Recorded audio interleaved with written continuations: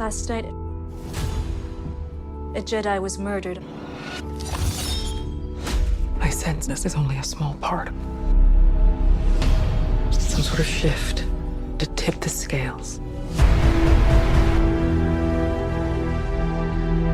The Jedi justify their galactic dominance in the name of peace. But that peace is a lie. Jedi are being hunted. It doesn't make sense. She was my student. I trained her. Let me be the one to bring her in. This isn't about good or bad. This is about power. And who is allowed to use it.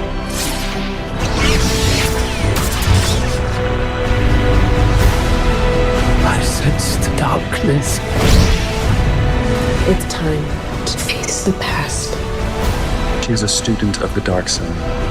Acolyte.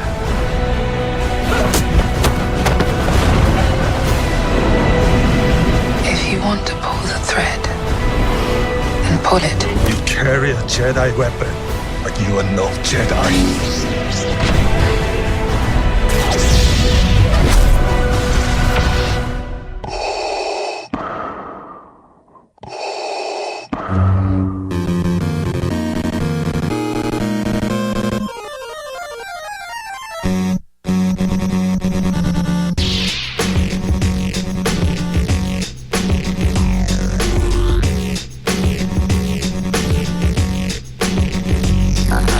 Welcome, Masters and Padawans, to episode 555 of Full Sith. It's me, Brian Young, and I have with me, in person, your doubtable Holly Fry. Doubtable. You could doubt me multiple times. I would never doubt you, Holly. You should at times. It's so delightful to see you in person. I know, right? You came over to my house this week. It was amazing. The Caves Oasis is truly an oasis. Yeah, it's not a bad place to hang out and have a drink. The drinks were amazing. Glad to hear it. Glad to hear it. Holly made me, I didn't know that Caves Oasis had a special menu of drinks. Of course it has a special menu. I have a cocktail program. I should have expected. But no, the effort and love that you put into your cantina is, it's amazing. And now I have new goals to aspire to in my life. Right, I have to send you home with a recipe. Yeah. The drinks were really great, especially the Jackson themed drink was really good. Yeah, we have a Leppy painkiller. You say Lepi, right? I don't know what to say, so that's why I was like, it was Jackson themed, so I figured you could say it. Both of them are good by me. Yeah. If somebody ordered it either way, I would know what to make. Which is kind of, if people like tiki drinks and they like painkillers, it's kind of like that, but it has a strong carrot component. Yeah. Which may sound scary, but I promise, delicious. Yeah, no, it was really good. And everything was like dangerously good, if that makes sense. Yeah. We try to balance our drinks at Caves Oasis so that they're not too bitey. Like, they can be spirit forward, but you still want them to be smooth on the palate. If you want more drink talk, you could just buy my upcoming book, and I won't put you through it on the show. No, it's fine. But no, it was really lovely to get to see your place and to see a number of your droids. Yeah, not all of them. No, I think you were very specific in guiding me through portions of the house where I could see some of your droids, but not enough to start counting. Here's the thing, I can't count. They're spread around enough that like some of them have just gotten shoved into like bookcases while I'm like, oh, I'm going to paint that one eventually. That I don't know what the count is anymore. And the sewing room has a lot just like crammed in various nooks. So I think just in passing, I think I probably saw like 10. Yeah, that sounds about right. Yeah. Yeah, there are 3 that we let kind of hang out in the cantina a lot of the time. Yeah. And that rotates some, but usually there are 2 that are in there most of the time, and then it changes out. They're all my babies. But I'm here in Atlanta for Dragon Con. Yes, we're conning the dragon. We're conning the dragon. We're conning somebody. I'm not. I have barely been here. I'm kind of... I am spending a lot of time at home during this Dragon Con, in part because I have work to do, and also just because I'm a little peopled out lately. I'm tired. And it's understandable. Dragon Con is as packed as I've ever seen it, and it's been packed as I've ever seen it earlier than I've ever seen it. I arrived Wednesday because last year they had us do some Thursday programming, and although there was some weird stuff with the schedule, so I didn't end up doing some Thursday programming, so I sort of had just an extra day, which is what allowed me to come to Caves Oasis. But Wednesday night here at the con after you were at my house. No, Wednesday after, night. but when I came back, what I'm saying is when I came back after Caves Oasis, it looked like a Thursday night at the con. And then Thursday night looked like a Saturday night from right before the pandemic. Yeah. And then I was peopled out before this. Like, my people outage has nothing to do with Dragon Con. I've just been so busy that I'm like, I don't think I have the energy to, like, do the big crowd jam. Even though it's been great and I've seen lovely people and whatnot. But, it is packed to the gills. I've got a couple of, I was on a couple of Star Wars panels. I've got some audio. Hopefully the audio works out so that we can put it on the feed, and you'll be able to enjoy that. I was able to participate in the 25th anniversary of the Phantom Menace panel with E.K. Johnston and Sarah Dempster and Fawn Davis, who was one of the model designers, and a gentleman whose name I'm blanking at the moment, but he was one of the product packaging designers from Phantom Menace. And he was really fascinating, and a younger fan named Amanda who was really terrific. And we really got into the fact that, and this was something that sort of blew everybody's minds on the panel, is that Phantom Menace is older now than A New Hope was when Phantom Menace came out. Yeah. And people were mad at me when I said that. Listen, I always joke because how old were you when Phantom Menace came out? I was 18. Right. I know a lot of people who are like, I cut class. And I'm like, I went with my husband. But I don't mind. I'm delighted. I cut class for the special editions. Yeah. Yeah. I was just meeting my beloved at that point. Or no. No, special editions were out right after we got married. So. Yeah. Listen, it's good times. I have a lot of Star Wars with him. Yeah. No, that's all you need. I don't mind. That's decades of love that we've gotten to enjoy. And decades of Star Wars. That's what I mean. Yeah. Like, we've gotten to enjoy all of that Star Wars together, which has been great. No complaints here. Yeah, yeah. So that one was really fun. And then I was able to moderate the Star Wars Authors panel, which was a lot of fun. And there's a story. We cleared up the entire Who's at Fault for the Jizz issue. This could open actually many questions, in my opinion. Well, so you know that the musical genre of music... Yes, I've been pitching Jizzapalooza for a while. In the Star Wars Expanded Universe for the longest time that the modal nodes play is called Jizz. Yes. You're about to hear a can open. I'm sorry. Oh, no. She's Diet Coking it. And I think we deduced and had the authors on the panel and the audience there determine that it's Kevin J. Anderson's fault. Is it really? I thought that was a George thing. So it first appeared in Tales of the Mos Eisley Cantina, which was edited by Kevin. Oh, there you go. So, which is where we find out that Cabe has a drinking problem, which is why my bar is named for her. So Kevin's at the root of a lot of problems. Right. But no, it was a really fun panel. It was Delilah Dawson, who I'm still mortified. Like, I started introducing everyone, and I got to Delilah, and I was like, the author of Phasma, and then all of a sudden I couldn't remember a single... out. And which is so embarrassing, because she's wearing a Vimerati shirt. Right. And I'm like, I've read every book you've written, and they've all fallen out of my head, and I felt so bad. I do love her Black Spire book. Me too. And Rise of the Red Blade was so good. And now I'm like, well, Delilah hates me now. I bet she doesn't.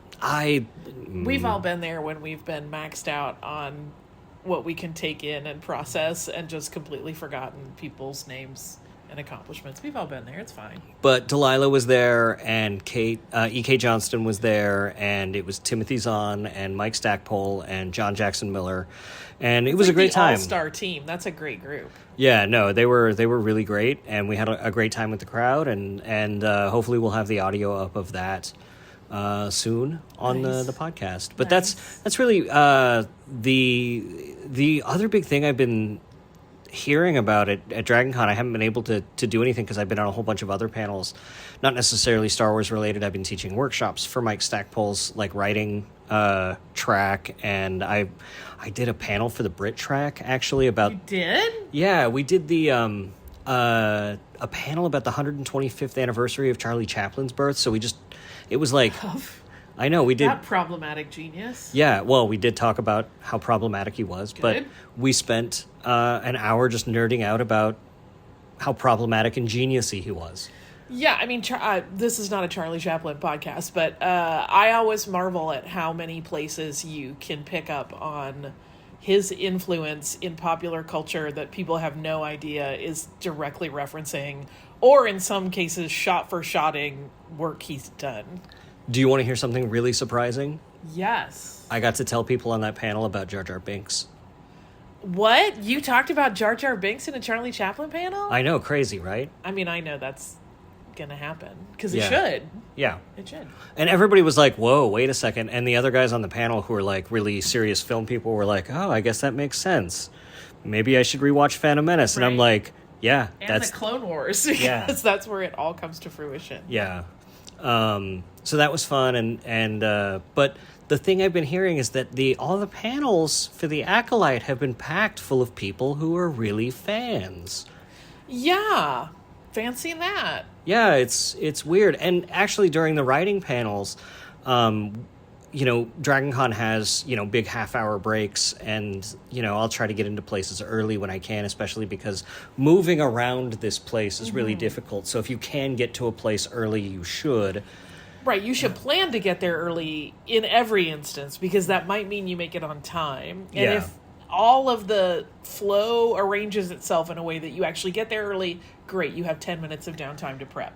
And so a few of the times in the writing track is sort of like people enrolled for it, so they paid extra for it, and so they're there a lot. So it's a lot of the same people. Right.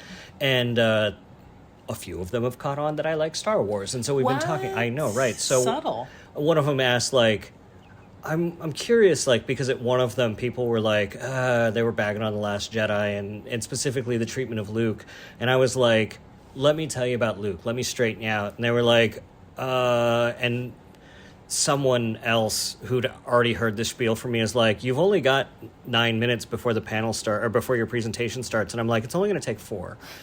And I go through the Luke, and they're like, oh, wow, that's actually the best thing I've ever heard about that. I think I've got to rewatch it. Ding. No. But anyway, the guy goes, could you tell me what your opinion of the Acolyte was? And I was like, oh, I loved it. And they're like, oh, thank God. All I've heard on the internet is how everybody hates it. I have had this conversation so many times lately. Yeah. Probably 4 or 5 times in the last month. Just here in Atlanta, there was I was recording, I swear this is not meant to mention my book again, but we were recording the audiobook for Killer Cocktails, and my co-host was staying at a hotel here in Atlanta, and I would valet my car to meet her for drinks or get her, we would get dinner together at her hotel or whatever. And I one day was wearing just a button-down shirt that I bought, I think, from Box Lunch that has all of the Cantina Mos Eisley stuff on it. And as I was... Cabe? I don't think there's Cabe on that one, actually. But as I was leaving, I was handing the valet my car, and he goes, is that Chewbacca on your shirt? And I was like, yeah. And we started talking about Star Wars. And then the other 2 valet guys came over, and he goes, have you watched The Acolyte? And I'm like... yeah, I love it. And he goes, oh, thank God, me too. I don't understand why people are mad about it. I think it's really cool. And we got into the best conversation. And then I had a very surprising one that I told you the abbreviated version, and I won't drag it out, but I was on a flight. Oh, drag it out. Home from New York after doing some work up there.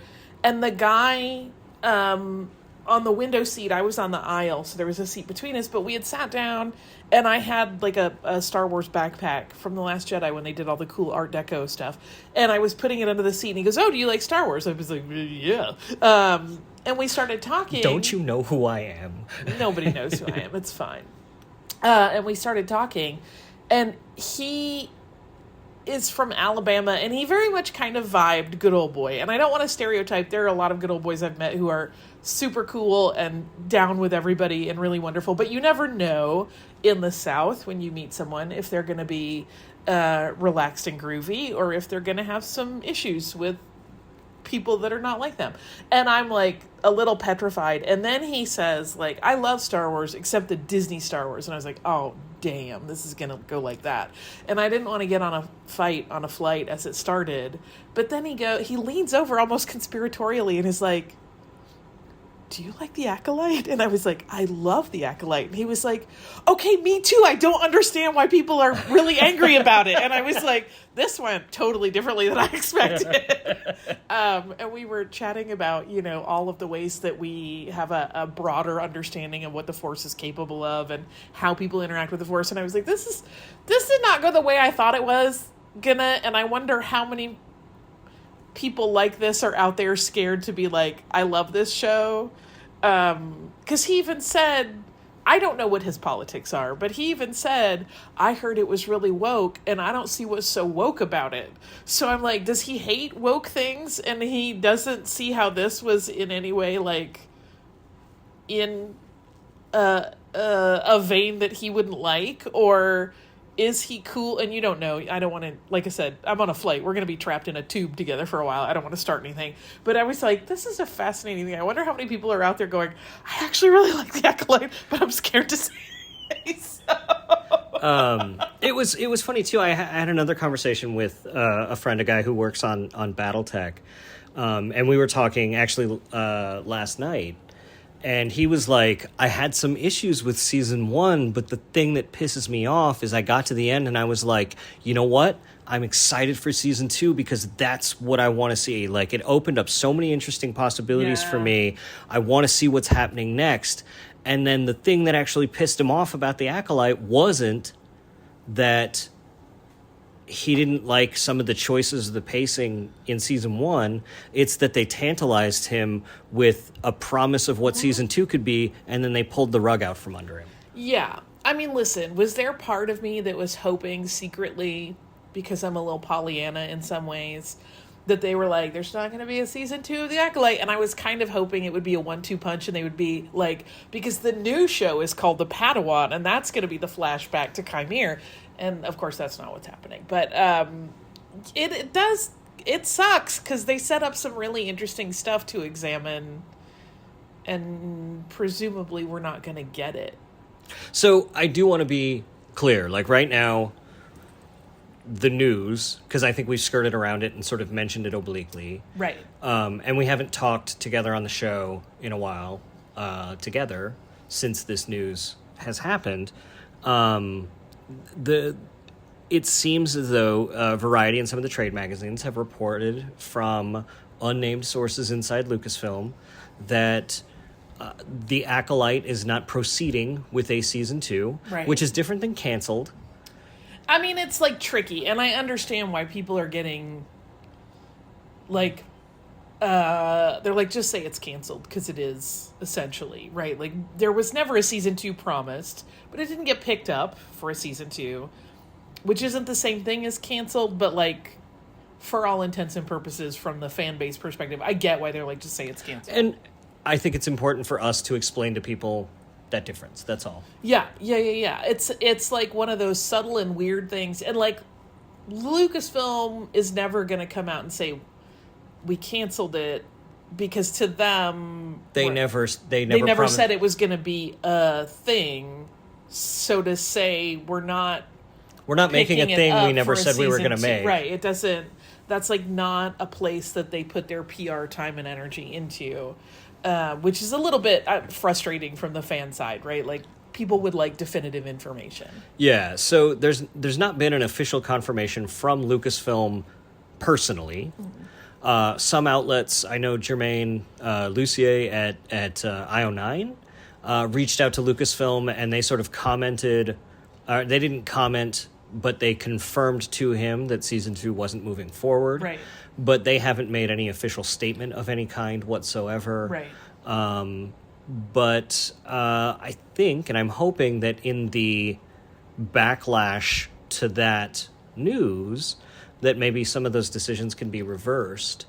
I mean, that would be the dream. Well, I don't know if you've been keeping up a little bit about what's been going on, but like there has definitely been a lot of media coverage about how this sort of emboldens sort of the worst behavior in some fans, because there has been the backlash has been very big for a very small minority, and it's been very loud and very vitriolic and very racist and very bigoted. And they've done things like they did their review bombing thing where they set up their bots to go review bomb Rotten Tomatoes. They sent racist attacks against the cast. They did that playbook that they did against Kelly Marie Tran and John Boyega, who John Boyega has been sort of online on Instagram supporting Amanda Stenberg. But the fans actually organized an online petition to gather signatures, which doesn't usually help, but they gathered an online petition to start gathering signatures to get it uncanceled, as it were. Right. And right now, it's got over 75,000 signatures. Right. The people who've been calling to get it canceled created their own petition to keep it remained canceled. Oh, I missed that part. Well, that's because it's got something like less than 1,000. Right. Which kind of shows you like where the energy is and where people want to see it and where people don't. And I think that that's actually really interesting, and I think that's a more useful metric than all of the sock puppets and the bots and the NPCs than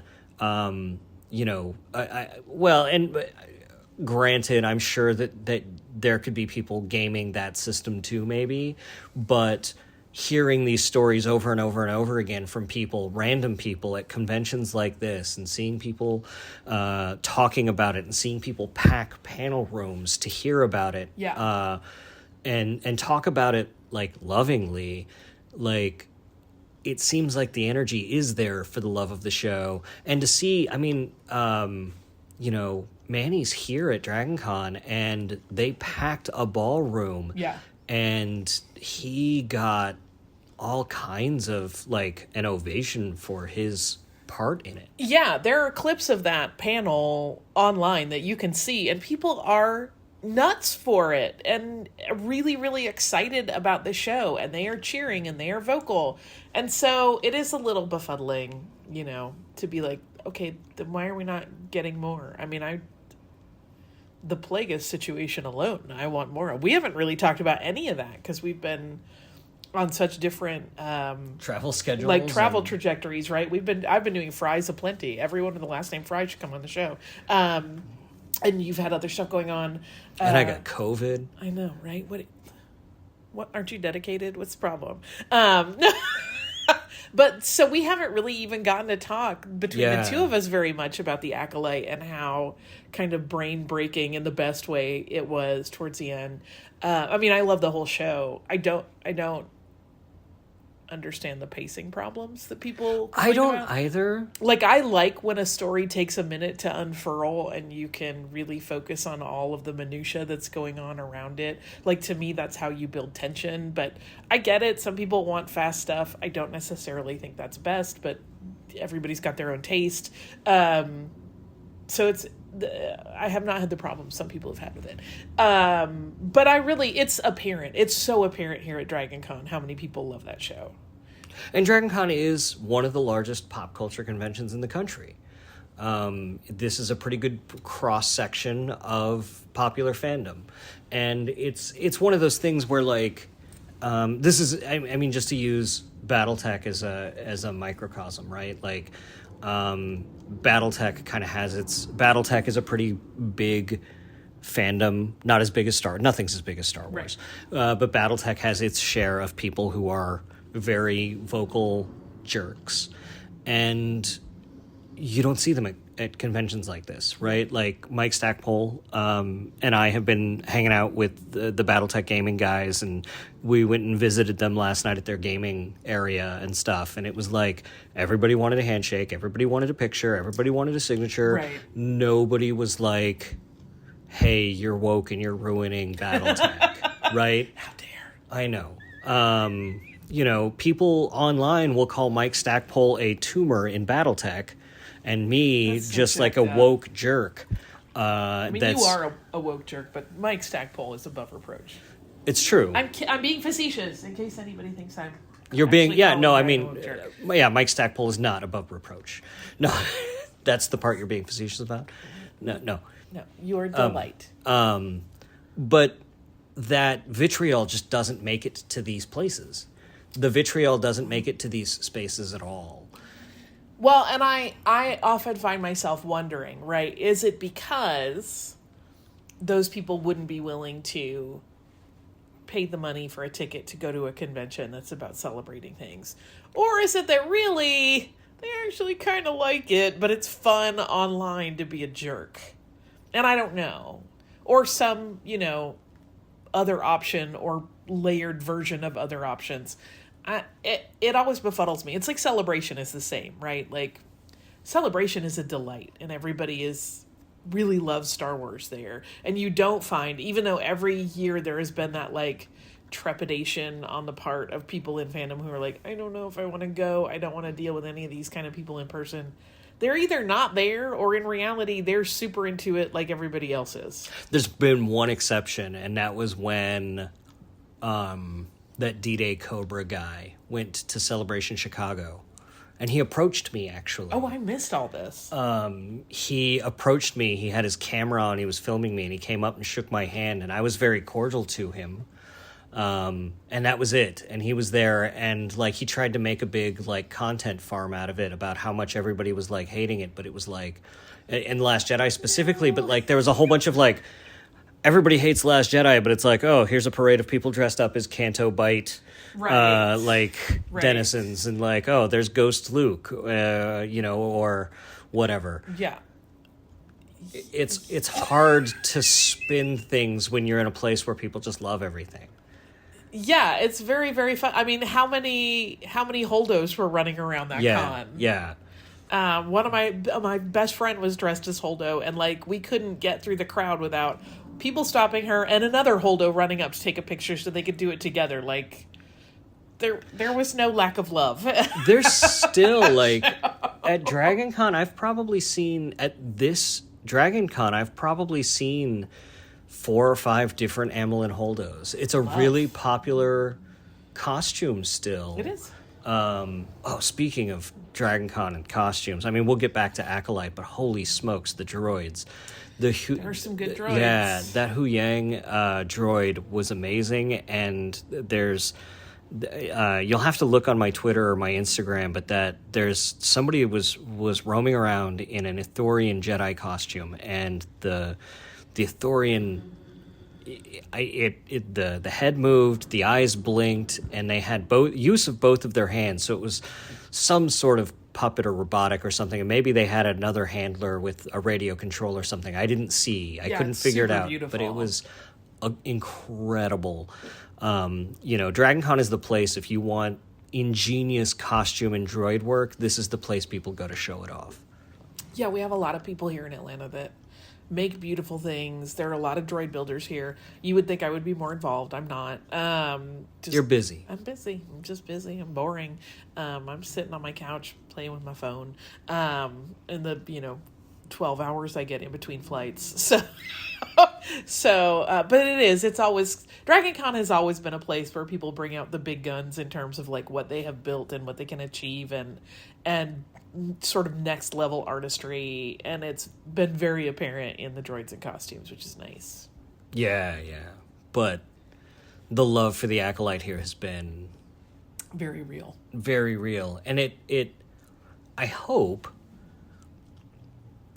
that between the cast feeling that love when they show up to things like this, and I hope that stuff like the petition, and I hope that like whatever small drop in the bucket a podcast like this can show is that, like, the people at Lucasfilm hearing all of these things and like, and I hope they're feeling this too, where it's like, okay, Twitter or Facebook or whatever, or Reddit, you know, might not be reflecting reality. Yeah. Yeah.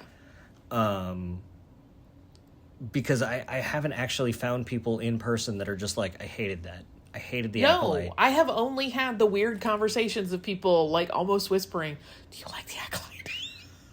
And it's because we all do. Yeah. Like I said, the so- closest conversation I had was the like, I didn't quite like it, but I loved the possibilities it opened for a second season. Mm-hmm. And it's weird, this metric that TV shows have now, where they have to be stellar right out of the gate and you can't give them time to breathe. Like, what would happen if the Clone Wars was judged purely on its first season? Right. Yeah. We might not have it. We are good friends with Nick from Podcast of the Wills, and he made a really good point yesterday while we were waiting in the 2-hour dealer's room line. Oh boy. Boy, that's a long line. But he was like, you know, part of the problem is that we haven't had movies, and once a movie is out, it's just out. But when you're talking about television and in the streaming thing, it's not like the way they used to do television when those of us who are mature fans remember, like, pilot season, when you would get a couple of episodes of like new shows, and based on audience response that would lead to the rest of the season or not. So they have to make a full season of everything. And then at the end of that season, having spent all of the money to make a full show, then they have to evaluate whether or not they think it's worthwhile to move forward. And it's just such a paradigm shift in the way that entertainment has functioned. And I hadn't thought about it that way until Nick was talking about it with me. And I was like, oh, that does make sense, especially when you consider, and this is no shade to any of the executives making these decisions, but it's a completely different business model than they used to work with. So part of me is like, I don't know how to recalibrate for that, where they're like, no, we'll give it more room to breathe. Clone Wars was a little different because Cartoon Network was bought in for the first part, and then it got moved around. Other people were helping pay for it, you know what I mean? But I mean, like, that first season, George produced that entire first season without showing it to anybody. Like, right. Cartoon Network didn't see a frame of it until season 1 was done. Yeah. And you know, from what I understood, like, Cartoon Network was like helping pay for it, but like they were still losing money on it because George was just like, I want to produce art. Right. This is art to me. Here, throw money at it. I've got it. To lose, I don't care. Right. And it's like, if there's one thing I want to praise Jeff Bezos for, it's, I'm going to spend $1 trillion on Rings of Power. Like, I want to see a Lord of the Rings TV show. I don't care what it costs. I'm going to let it be what it is. I'm going to let it be what it is, and Yeah. I'm just going to throw all the money at it. And that's what trillionaires should be doing, right? Right, giving artists money to make art. Yeah. Yeah. And that's what George Lucas was doing. I mean, granted, he was doing it for himself, but, I mean, think about all of the artists that he was employing to do that. And it didn't matter. It was just like, it was George Lucas going like, yeah, I don't care what the bottom line says. I want to make this. And Kathleen Kennedy isn't in that position. She's not supposed to be in that position. Right. So it's a different set of factors for her, not because she's evil or wrong. It's just she's not the type of creative that George was. Yeah, I mean, it's a different thing to be the creative with the purse versus an executive. And that's not to say she doesn't have creative vision and she doesn't understand it, but it functions differently. It's a different business model. Yeah. Than somebody who can be independent and be like, yeah, I got all the cash. It's fine. It's totally fine. I don't know. I mean, I wish, we don't have most of the new shows we have gotten, other than Mando, we don't get additional seasons of, right? We haven't gotten an extra book of Boba Fett. We haven't gotten so far more Ahsoka. We haven't. Well, they did announce another season of Ahsoka, though. And they're in production on it. Yeah. But, like, that's one of how many? And we did get 3 seasons of Bad Batch, which did get announced after. Yeah. I'm kind of putting animation in a different bucket. Yeah. It just functions differently, and I feel like it gets announced, but by that point, because of the way timeline works, it's done. Yeah. Or it's deep into production. But in terms of like live action stuff, we haven't gotten a lot of second seasons of most of the new stuff. No Obi-Wan Kenobi's second season. Which So, Ewan McGregor's like all in for, apparently. I mean, me too. I'm here for it. I loved that show. Which is weird to think, like, maybe my hope is that at Celebration Tokyo, we'll get an announcement for an animated series, a new one, because right now we don't have any animated series on the horizon, but that means that, like, there's probably episodes of that show in the can right now as we speak. You shush. I can't live in that space. Why? Because what if I don't get to see it?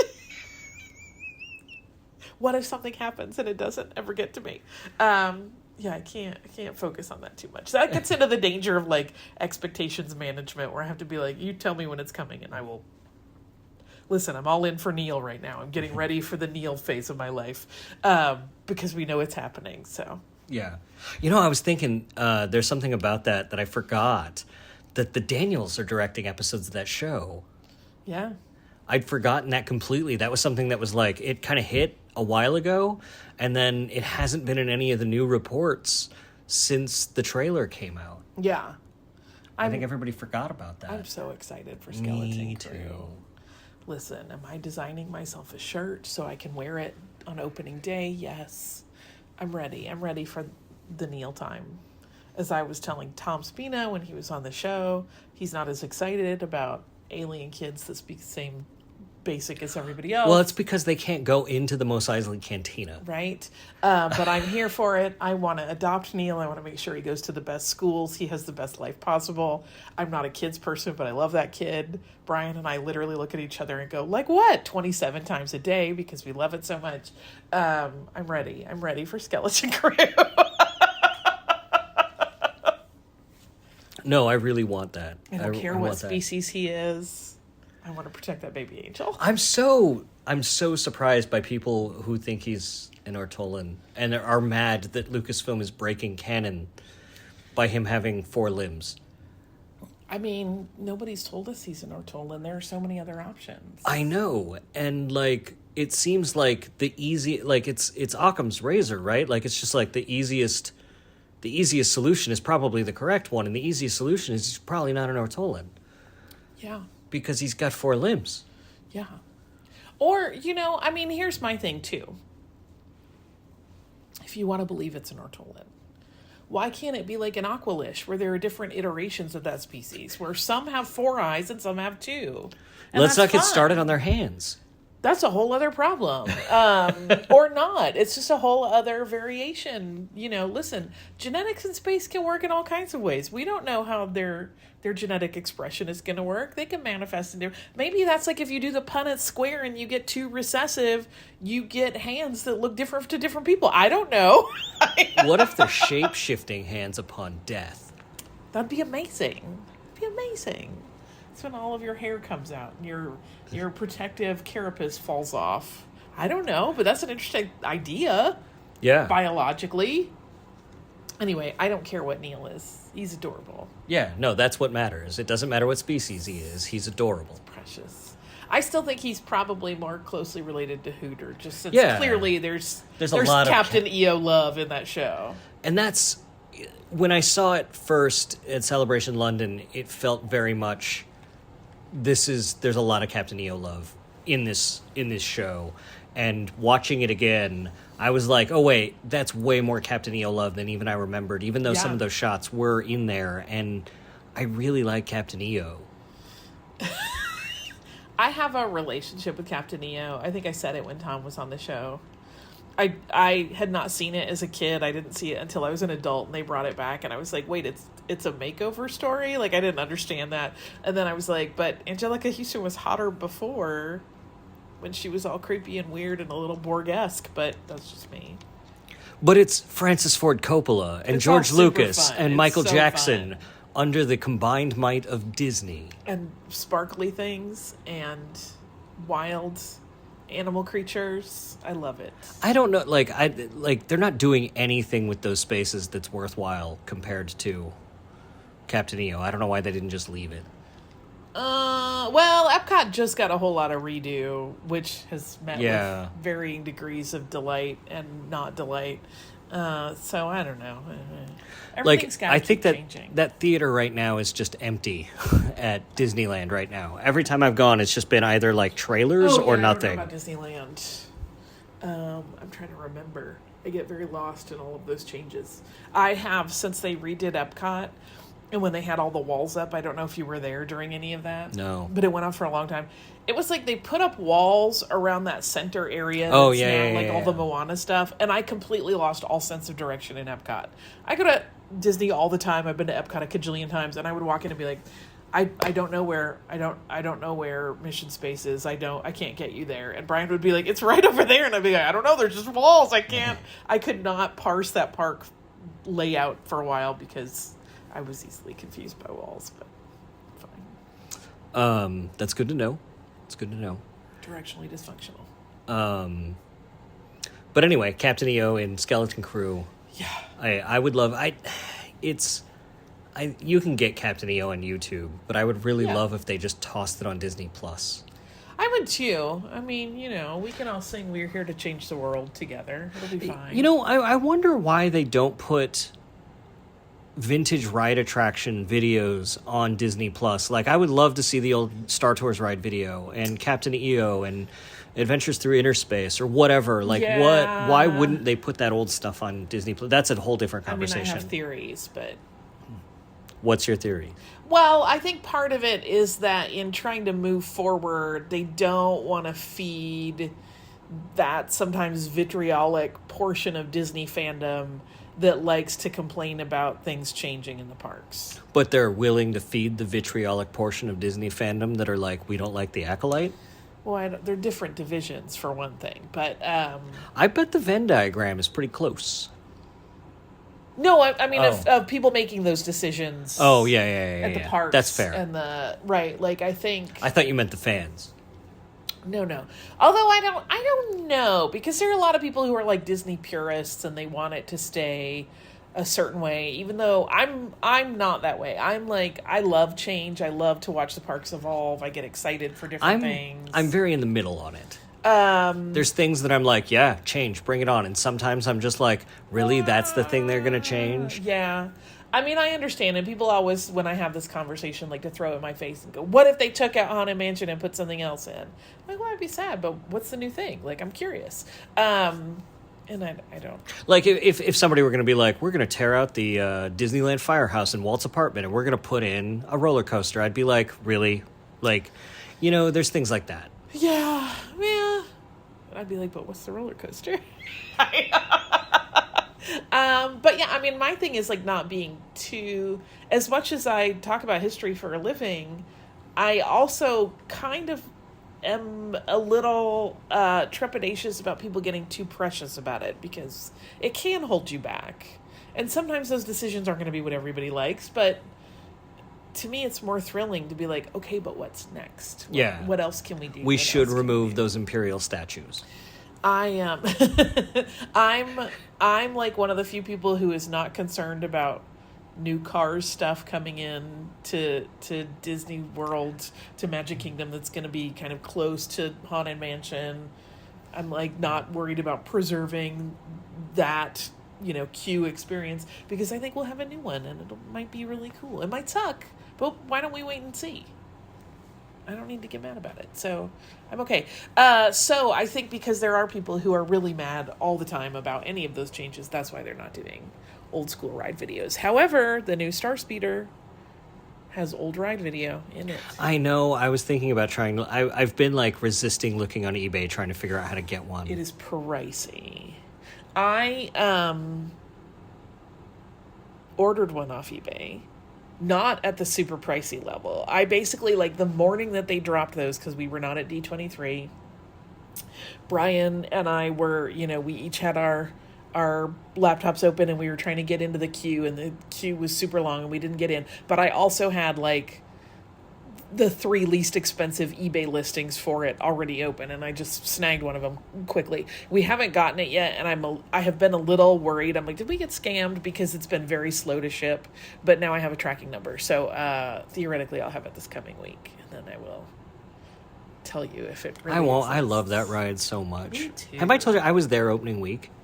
Yes, I think we've talked about this Yeah. before. Because you were like a Disneyland drop-off kid. I was, but this was before I was a drop-off kid. But my parents brought me that week because they want, like, my dad and my uncle wanted to go on it. And it was a magical experience. Have you gotten to do any of the new Ahsoka stuff? Yeah, I went out for that press experience. Oh, that's right. And I got to see it. Oh, yeah. Oh, the burgles. So good. Yeah. I will be back there for a quick day trip next week, and I'm excited to eat a Runta wrap, maybe see Purgles, maybe not, because now they're rotated out to where they're randomized again. You're not guaranteed to get it. So we'll see if I get them again. Yeah. I haven't the last 2 or 3 times. I really want to see Crate again. That seems to be one of the rare I get Crate ones. pretty frequently. Really? Maybe you got to come to Disney World. Yeah, maybe. I feel like I see Crate every 3rd time. I could be wrong. I feel like the only place I go is Kashyyyk.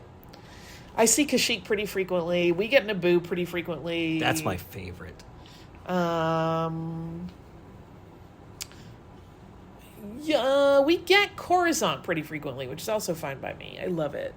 So I love all of it. I don't know. There's something about Star Tours that, like, this is my... Again, this is why it's like, I don't like change, but I'm like half and half on it. When I first walked into the queue building for Star Tours, it was like the most magical thing as a little kid. Like, I was 7 when I did that. And it was just like, you see R2 and 3PO. Yeah. Amazing. It was I lost my mind. It was amazing. And I felt like I'd walked into Star Wars, like, in a way that I'd never felt like it was possible. And that was how I felt walking into, like, that feeling returned almost exactly, but magnified as an adult when I walked into Galaxy's Edge the first time. And I felt like I could actually walk into it. And then it was dwarfed again when I went on the Halcyon. Yeah.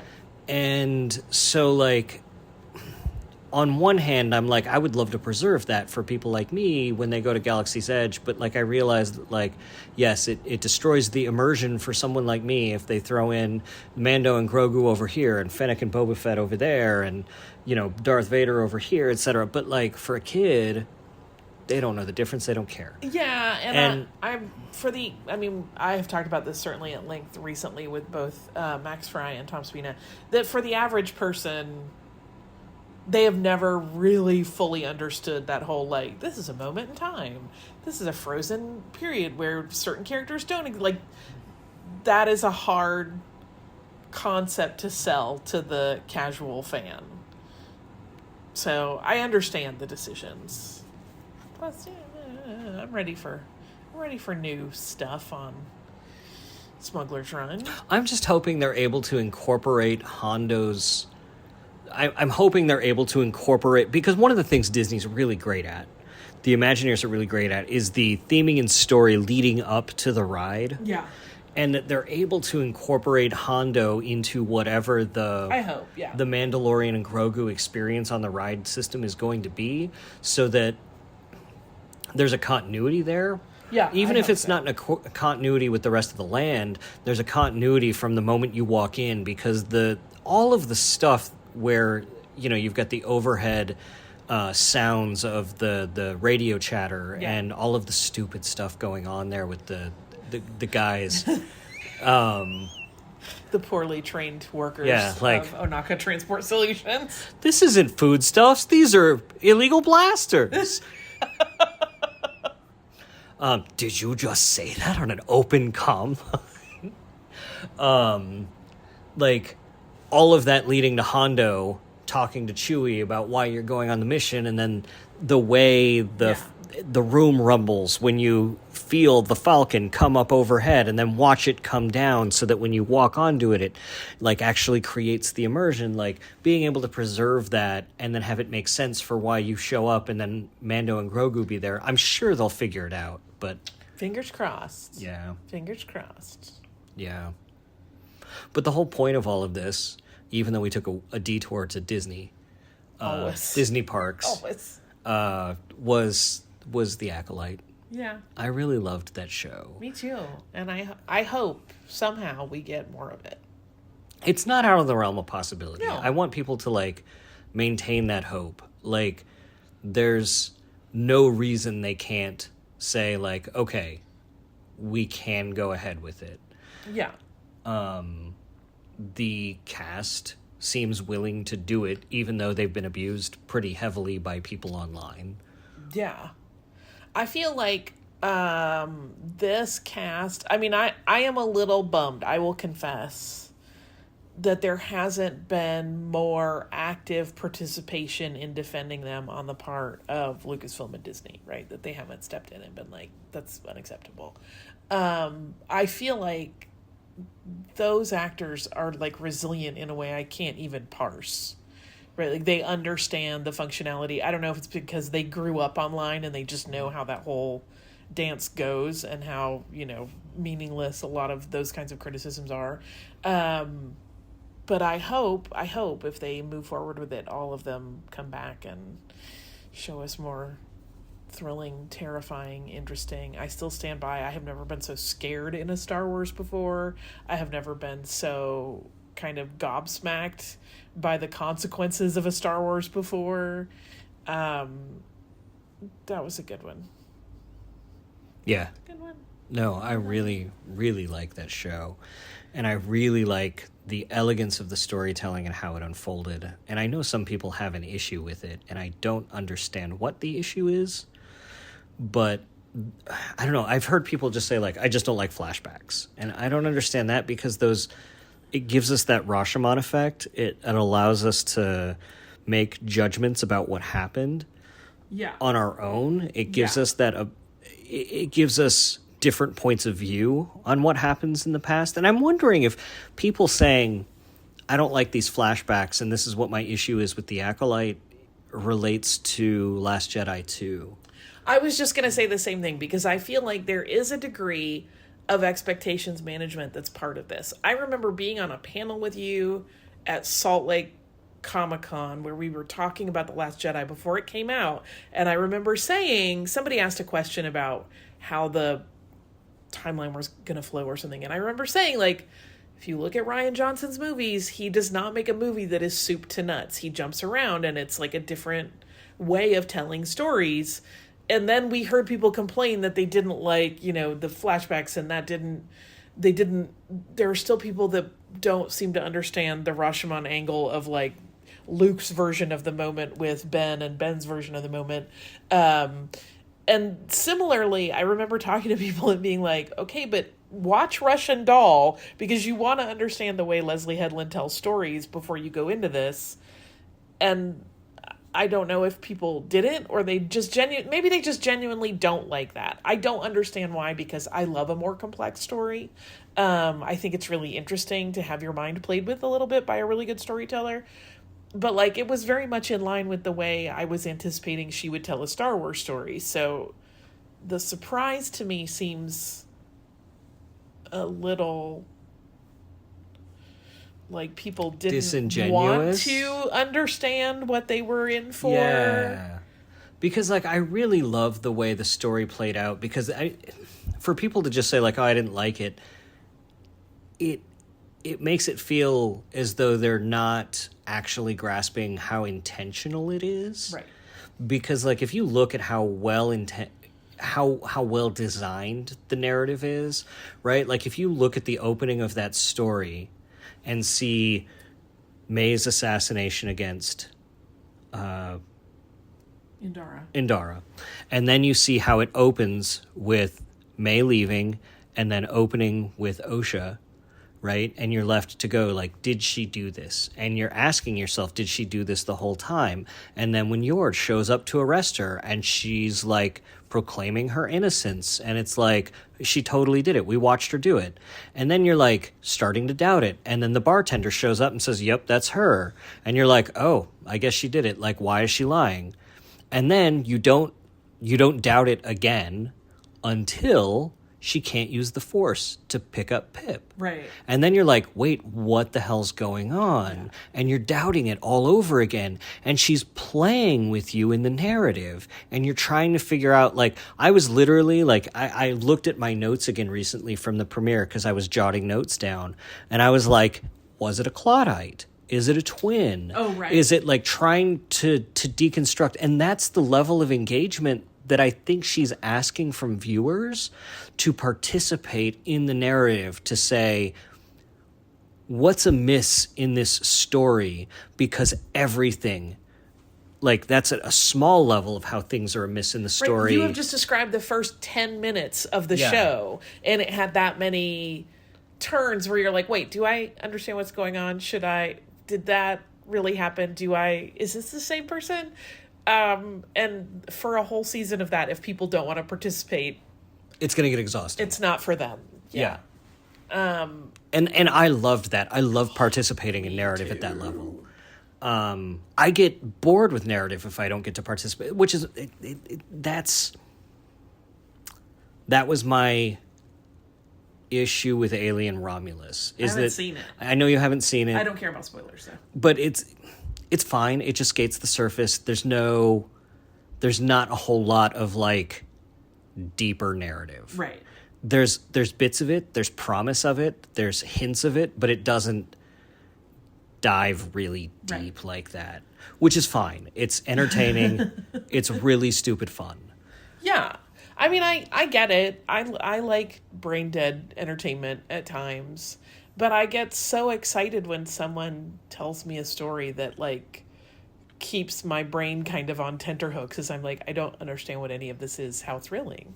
Yeah. It doesn't bother me or make me unhappy.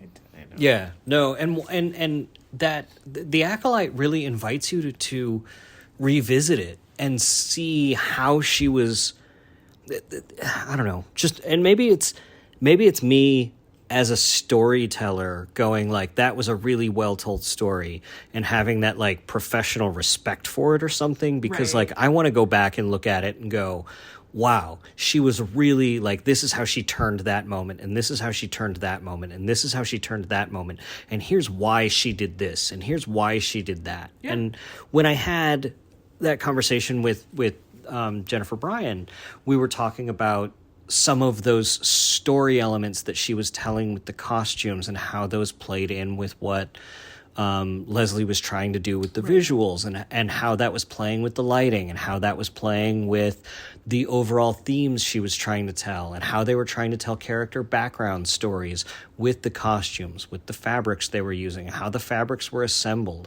why May's assassin cloak was assembled from many patches of fabric versus Osha's that was assembled from a single piece of fabric, versus why Chymere's stranger robes were like tanned from hide and leather, you know what I mean? Like where it's more vicious that way, even just the materials they're using are trying to tell story about the characters. That's the level of attentive detail they're paying to every level of storytelling, and for someone to just look at it and go like, to not dive that deep into it is not actually not paying it the respect that level of quality of storytelling deserves. Right. It kind of becomes one of those things where I don't know how the path forward works, because there are clearly some people that don't want that, right? It's like the difference between saying, like, do you want an ice cream sundae?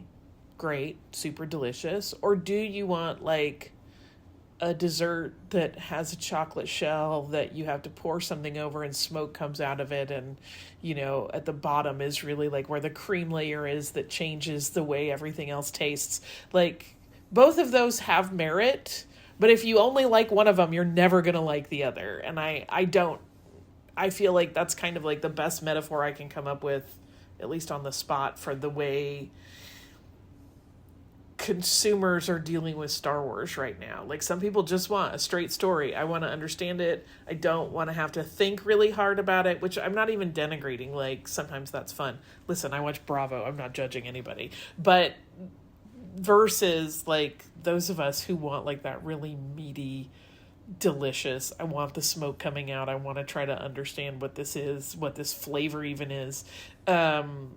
And I can still like the more straightforward desserts, but like this is it's more like interesting. It's like having your palate develop, right? Like if you give a kid, a kid's palate is going to be really, peanut butter and jelly is going to feel really complex on their palate, right? Like whiskey, too much. They're not gonna be able to parse that, right? You shouldn't be giving the kid whiskey anyway, but unless it's the 1880s and they have a toothache. Yeah. Even then, not the best idea. But... Yeah.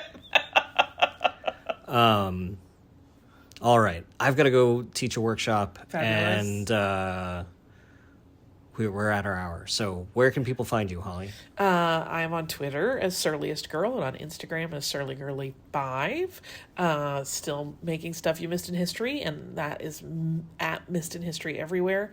Criminalia is #Criminalia. Our book Killer Cocktails is out October 15th, which is both cocktails and mocktails alongside history stories. I think that's it. How about you? You can find me at swankmatron.com, which has all the information about all of the newest releases of my stuff. I've got a brand new novella out in the Battletech universe called Giving Up the Ghost. And if you collect Star Wars trading cards, I wrote the entire Topps Star Wars Chrome set for 2024 that just came out. Nice. You can catch those on shelves. I think right now the boxes are at Target and Walmart. And as far as Full of Sith is concerned, you can find the entire back catalog of episodes at fullofsith.com.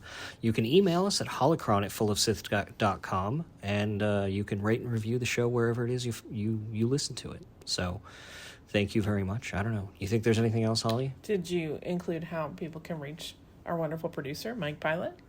Who's at the mic? At the mic on Twitter, yeah. So for super producer Mike Pilot and for Holly Fry, I'm Brian Young, and the Force will be with you always.